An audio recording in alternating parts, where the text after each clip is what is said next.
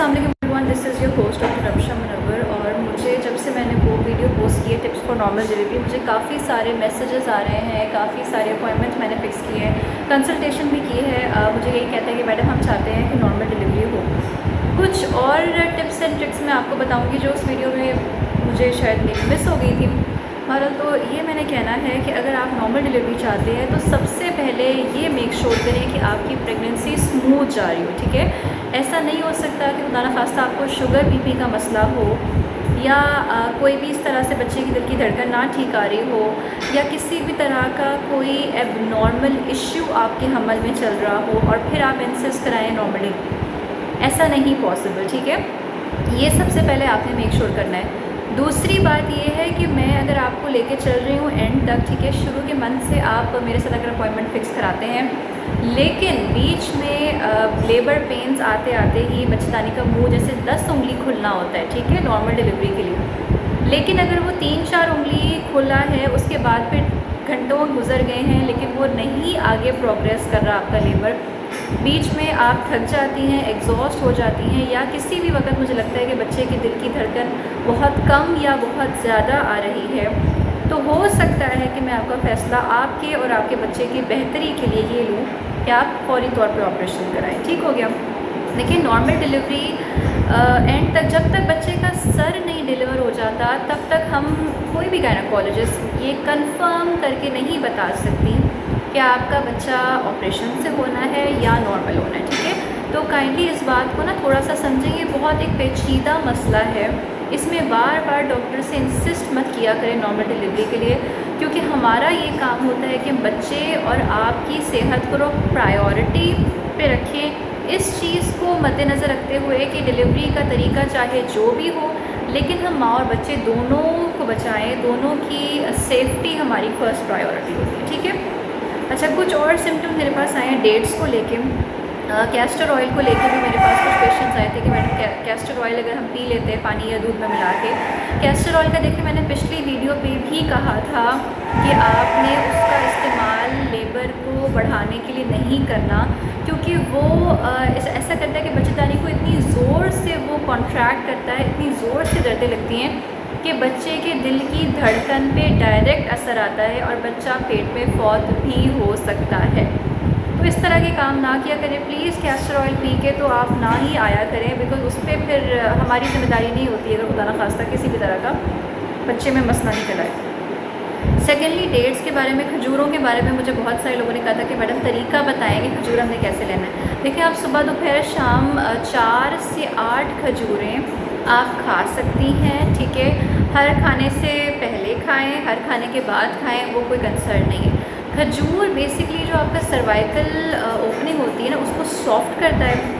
Cervix को soft होने से क्या होता है कि सर्वाइकल डायलिटेशन बहुत अच्छी हो जाती है, आपके बच्चेदानी का मुँह बहुत जल्दी खुलना शुरू हो जाता है। इसके अलावा हम एक स्वीपनिंग करते हैं कि अगर फ़र्स्ट टाइम प्रेग्नेंट हुई हैं आप या सेकंड टाइम आपका बेबी है, फ़र्स्ट आपका नॉर्मल है और आपको 39 वीक्स या 38 + 5 वीक्स तक भी लेबर पेन्स नहीं लगे हैं, तो हम उंगली के ज़रिए सर्विक्स के अंदर ना बेसिकली ऐसे स्वीपनिंग कर देते हैं। और थोड़ा पेनफुल प्रोसीजर होता है, लेकिन ये आउटडोर बेसिस पे हम कर देते हैं।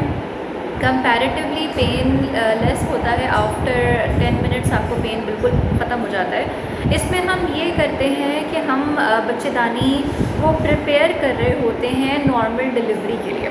ठीक है, बहुत सारे ऐसे प्रोस्टाग्लैंडिन्स रिलीज़ होते हैं जो कि आपके सर्विक्स को सॉफ्टन कर देते हैं और विदिन अ वीक आप लेबर में जा सकती हैं। ठीक है, उसके लिए आपको डेफिनेटली मुझसे एक अपॉइंटमेंट लेनी पड़ेगी, या तो आप DHQ गुजरावाला हॉस्पिटल में OPD में आ सकती हैं। अगर आप OPD में आ रही हैं और आप कहती हैं कि डॉक्टर रमशा से आपने मिलना है, तो डेफिनेटली उसकी कोई भी फ़ीस नहीं है। ठीक है, OPD अगर आप DHQ गुजरावाला में आके मुझसे मिलना चाहती है, उसकी कोई फ़ीस नहीं है। लेकिन अगर आपने वैसे प्राइवेटली मुझसे ऑडियो कंसल्टेशन या वीडियो कंसल्टेशन लेने हैं तो उसके चार्जेस हैं। ठीक हो गया। इसीलिए मैं पेशेंट से ये कहती हूँ, अगर आप गुजरावाला के रेजिडेंट हैं तो काइंडली प्लीज़ DHQ विज़िट करें, उसमें आपके कोई पैसे नहीं लगेंगे। ठीक हो गया। अच्छा, इसके अलावा एक और चीज़ है कि खाने पीने में आपने क्या खाना है या पानी आपको किस तरह से हेल्प कर सकते हैं नॉर्मल डिलीवरी। देखिए, खाने में जो है ना, आप देखा गया है कुछ रिसर्चेज ऐसी हैं कि स्पाइसी फूड जो है ना, स्पाइसी फूड या बहुत खट्टा खाना जो है ना, वो इंड्यूस करता है लेबर पेन्स को। ठीक है, वो लेबर पेन्स को ज़्यादा एग्रेसिव कर देता है या ज़्यादा स्पीड अप कर देता है। ठीक हो गया। इसके अलावा पानी का इस्तेमाल आप कर सकती हैं, definitely it's very good for you. Coconut water जो होता है ना, जिसको हम कहते हैं नारियल का पानी, वो भी हेल्प करता है नॉर्मल डिलीवरी। उसका जो है ना इनटेक बहुत हेल्प करता है नॉर्मल डिलीवरी में। तो 8वें महीने के बाद से आप कोशिश करें कि वो पीना शुरू कर दें। साथ में एक्सरसाइजेज़ का मुझे बहुत लोग कह रहे थे कि मैडम एक्सरसाइजेज़ बताएं, हम कितनी करें। देखिए, जितना आप इजीली कर सकती हैं ना, क्योंकि लास्ट मंथ में आपके लिए चलना फिरना उठना बैठना बहुत मुश्किल हो जाता है। जितने स्क्वाट्स, जितने लंजेस आप कर सकती हैं, जितने ज़्यादा आप इजीली आपकी बॉडी अलाउ करती है, आपने अपनी बॉडी के हिसाब से एक्सरसाइजेज़ करनी है।